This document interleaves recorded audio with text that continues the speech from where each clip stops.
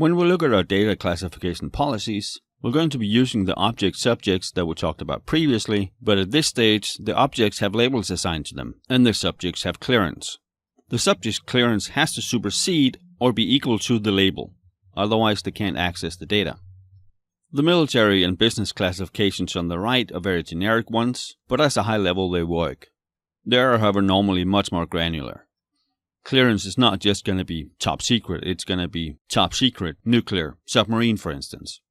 So if you have that clearance, you can access nuclear submarine top secret data, but nothing else. When we assign subject clearance, it's a formal decision on the subject's current and future trustworthiness.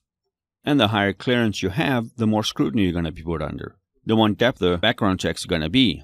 This is always the case in the military, but in the private sector, not always. For the exam, I would know both the military and the business classifications and their order therein. And just like the clearance level of secret or top secret are more granular, they can also be added security measures. One of those could be formal access approval, which is where the owner of the data has to grant you access to access the data. Having the appropriate clearance is not enough, but you do need the clearance as well. And you also need to understand that when you are granted the access, you can be held liable if the data is compromised, lost, or destroyed. The formal access approval is used both in military and the private business sector. It is way more common in the military. The need to know principle, pretty simple. Just because you have access to the data doesn't mean you're allowed to access it. You need to have a solid and valid reason for doing so. This is often implemented in role-based access control, which we'll cover later. If your job title is IT Security Manager, the amount of data you have access to is determined by your job role.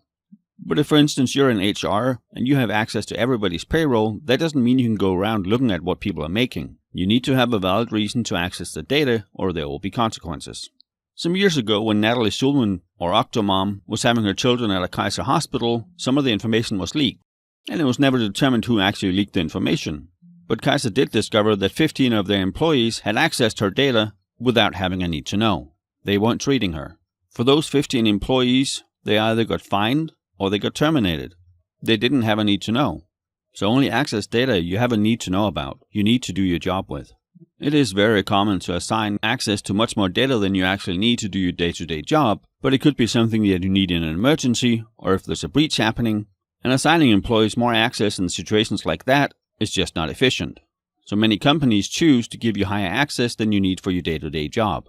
Another different approach is least privilege. Users have exactly the amount of access they need and no more. This is more commonly used in the military or the government, whereas need to know is more used in the private sector.